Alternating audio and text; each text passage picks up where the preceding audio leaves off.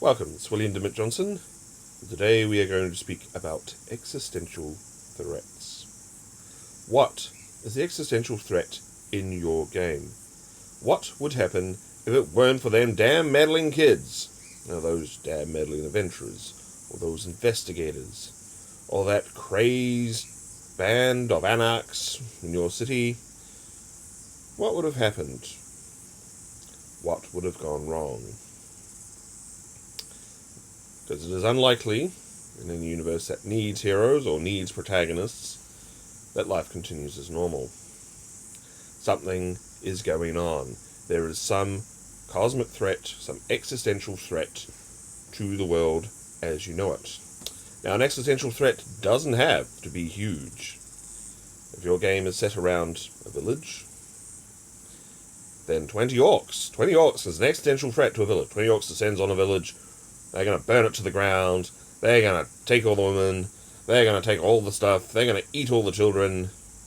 When they're through, there is no village. That's an existential threat to a village. Just to make it a bit larger, a town, maybe you need an army of something.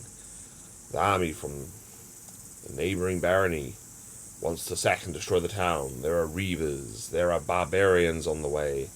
A cult is intending to summon a demon, and, well, one demon lord will leave a big smoking crater where there used to be a town.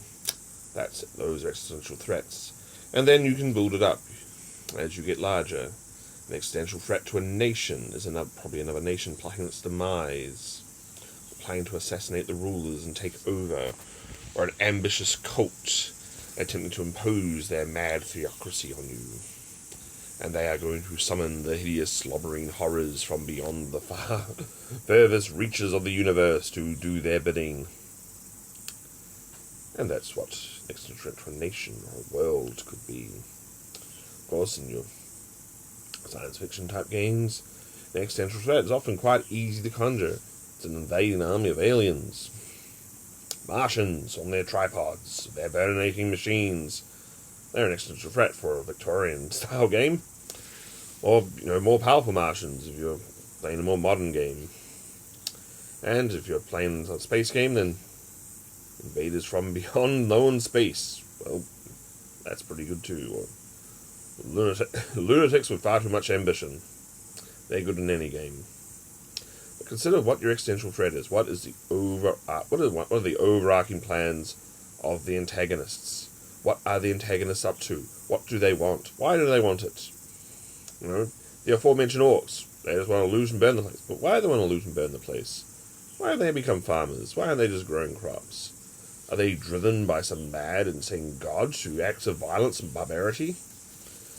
Are they being pushed out of their land by even worse monsters or peoples? Have they been displaced?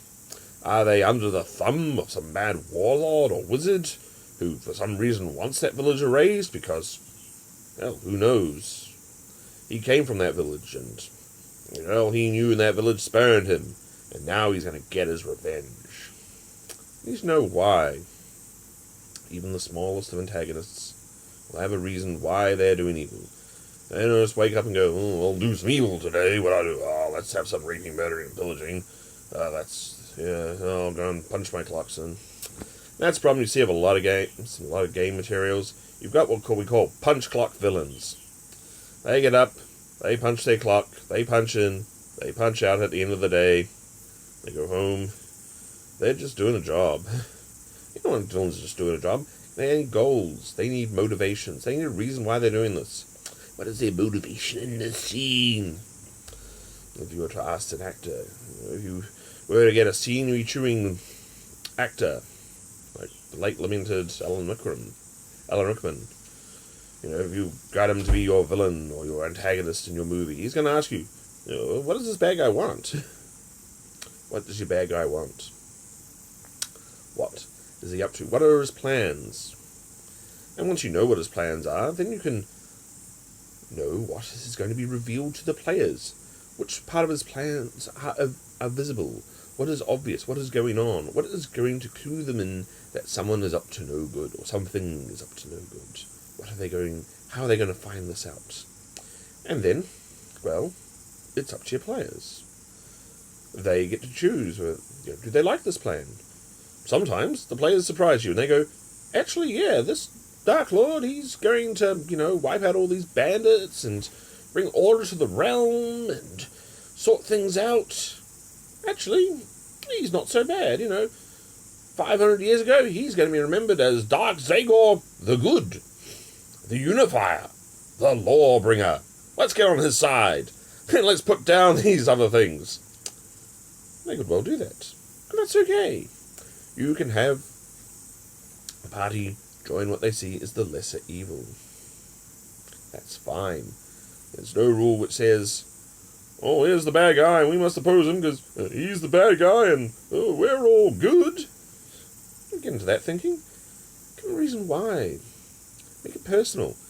If Zagor is planning to unify the lands and bring order and oppose a justice system, well, make it a bad one. Make it something the party will not like, the adventurers will not like. Make some of the rules hit them. Maybe he's going to put a tax on adventuring gains. He wants a share of that loot you've been digging out of them dungeons. And that's a good way to get players antagonistic about things. Because they don't like giving up money, and they don't like being taxed. They'll get upset right then and there. But you want other motivations. Maybe he threatens something that they happen to like. Maybe you can get them invested in something. Get them invested in where they come from, where they live, where they're based out of. And if Zagor decides that has to go, just to make an example, because that fits his plan, then you've got them opposing each other. You've got them at odds, at least on something. So, make sure that the party has something personal against them, against the antagonist. It's dread monsters rising from beneath the depths. Well, that's fairly simple to oppose, and understand why you're opposing it. No one wants dread monsters as neighbours. They're slobbery, they're sticky, they're loud parties, their music keeps you up all night, and their music is bad taste. That's just dreadful. But, so you don't want them. You don't want them as neighbours, that's fairly obvious. But, however, your more civically minded villains, well, you want them to start doing things that piss off the players. Adjust their plan, find out what the players value, and adjust your antagonist's plans so that it attacks that makes it personal. Make your existential threat personal to the players, and then they want to oppose it. They want to do something about it, other than go, well, let's just move. Okay, yeah, bad guys can keep this place. We'll move over here. So, make them want to oppose the villains. So, there's been my thoughts on existential threats. You should have them. They should be personal.